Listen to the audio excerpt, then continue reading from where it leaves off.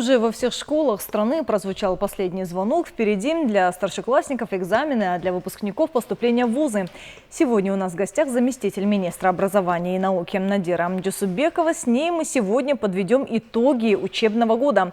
Узнаем, какие важные проекты в рамках реформирования системы образования реализовали, сколько школ и дошкольных учреждений построено и сдано в эксплуатацию, и что сделано по долгосрочной программе по формированию цифрового образовательного пространства «Школа будущего». Здравствуйте, рада приветствовать вас в нашей студии. Вот по мне, наиболее успешный проект, который реализовали, вот в этом учебном году, это электронная запись школы. Он стартовал вот у нас в феврале этого года, в середине. Скажите, пожалуйста, все-таки вот для уменьшения коррупционных рисков именно этот проект был очень важен и очень нужен. Скажите, пожалуйста, на сегодняшний день об успехах реализации этой электронной записи в школы и дошкольные учреждения. Здравствуйте, уважаемые телезрители. Я сначала хочу воспользоваться таким моментом. Сегодня начало государственных экзаменов, итоговых государственных экзаменов. И я всем нашим детям, девятиклассникам и одиннадцатиклассникам желаю успешной сдачи всех экзаменов и, самое главное, успешного выбора. Вот для того, чтобы вы были успешными, конечно, счастливыми. Особо важный шаг. И до реализации этого проекта «Электронная запись школы» Министерство образования и науки Кыргызской Республики реализовало проект «Электронная очередь детские дошкольные образовательные организации». В Бишкеке это прошло успешно. После этого сейчас Ош, Исык-Атинский район. То есть по всей стране, там, где это необходимо, этот проект, эта программа расширяется. Ну, электронная запись школы, цель этого проекта, цель этой программы в том, чтобы снизить вот эти коррупционные риски, во-первых. Во-вторых, посмотреть вообще, как наши школы востребованы. Какие школы востребованы, и можно составить некий рейтинг. Да, школ. Некий рейтинг, и для того, чтобы для других школ тоже дать толчок для развития. Для того, чтобы, и в первую очередь, я думаю, даже не это, а в первую очередь это безопасность наших детей. Мы хотим создать условия, чтобы каждая школа развивалась, каждый директор школы уже понимал, делал анализ, почему же родители не хотят в эту школу.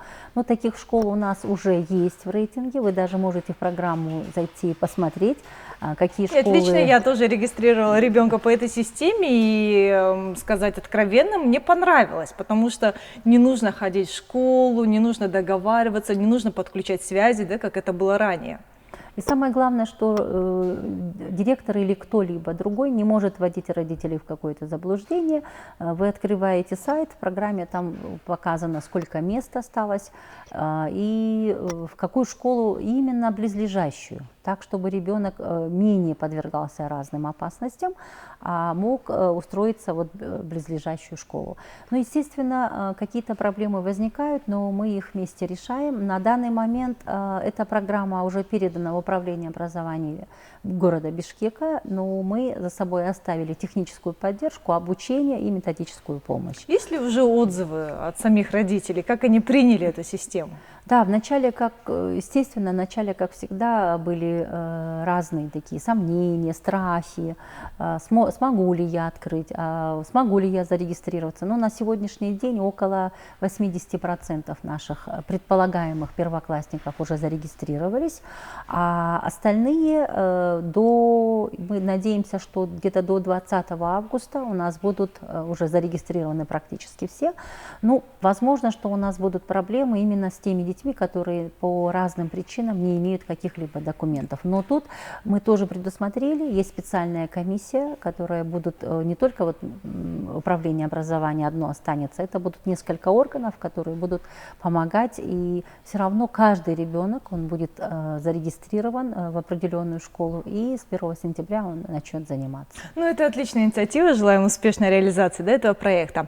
Поговорим еще о следующем. Сегодня вот начались госэкзамены в школах. Я знаю, что вы ввели новую концепцию оценивания, которая больше приближена к международным стандартам. Можно вот немного подробнее, что это за концепция, что она из себя представляет? Ну, на сегодняшний день у нас разработана концепция оценивания, которая предполагает именно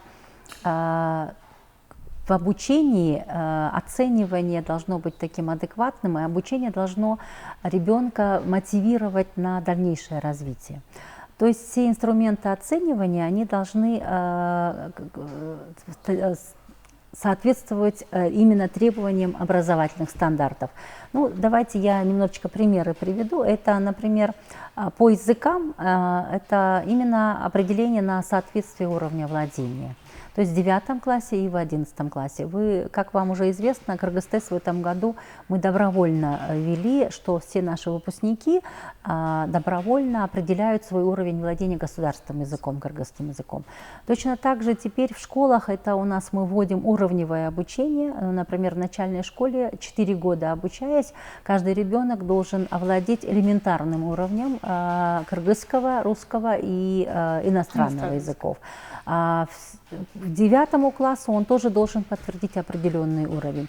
Вот эти наши новшества касаются именно инструментов оценивания. И на сегодняшний день мы до этого провели пробные такие экзамены. И каковы результаты? Практически 99% детей говорят, что это очень интересные и очень полезные такие инструменты, которые очень много опор. Это, например, по языкам они проверяют чтение и понимание. То есть предлагается текст, и насколько ребенок этот текст прочитал, и после текста задание. Письмо. Но самое интересное в этом году это эссе. Мы ушли от проформы. Для того, чтобы полноценное эссе написать, мы должны и учителей обучить, и детей. Поэтому мы предлагаем в этом году очень интересные по разным жанрам тексты. После текстов задания. То есть ребенок, выполняя эти задания, уже напишет полноправное эссе. То есть ушли от проформы, ушли от того, что они в интернете скачивают ненужные какие-то сочинения, а потом это выдают за свою работу. Нам хочется, чтобы каждый наш ребенок именно мог структурированно при решении определенной ситуации, задачи написать именно полноценное эссе. Ну, это еще большая мотивация для наших учеников обучаться лучше. И самое главное, сейчас одну секундочку, самое главное, что по математике и они включены задания, которые нас по международным таким стандартам, например, как ПИЗа.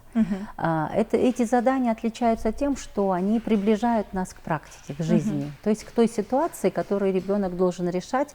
И наши математики это тоже очень хорошо одобрили, практики, потому что всем известно, что в 2024 году Кыргызстан идет на международное исследование ПИЗа, чтобы понять, насколько мы соответствуем международным стандартам качества. Ну, все эти ведь реформы в образовании невозможны, да, без повышения квалификации самих учителей, которые преподносят эту информацию нашим детям. Скажите, пожалуйста, какая работа идет в этом направлении? Я знаю, что часть учителей уже побывали в Южной Корее, да, для того, чтобы повысить свои навыки. Да, у нас с Южной Кореей есть очень хорошая договоренность. Именно учителя информатики, а учителя информатики, как вам известно, они владеют еще английским языком, это как бы информатика, английский язык неразделимые вещи, поэтому у нас есть такая договоренность, что их эксперты, практики приезжают и обучают здесь, и в то же время наши учителя не могут ежегодно поехать в Южную Корею и там прям посмотреть и поучиться у своих коллег. Кроме этого, более 10 тысяч учителей в рамках проекта АБР, Азиатского банка развития, повысили свою квалификацию именно по новым предметным стандартам на компетентностной основе. Кроме этого, у нас практически мы готовы в этом году к старту на дистантные курсы повышения квалификации. Содержание нескольких модулей уже разработано, техническая вот сторона и уже апробированы несколько модулей. То есть если мы раньше в год повышали квалификацию около 5000 учителей, то дистантные курсы теперь позволят повысить квалификацию ежегодно до 14 тысяч учителей. Ну, это прекрасная инициатива, дай бог, чтобы она успешно реализовалась. Спасибо большое, что пришли к нам в студию, ответили на наши вопросы. Ну, откровенно говоря, 10 минут очень мало, да, чтобы подвести итоги учебного года, потому что мы не успели поговорить о строительстве школы, о ремонте. Но я надеюсь, что по вузам, по поступлениям мы сделаем еще отдельную программу. Спасибо.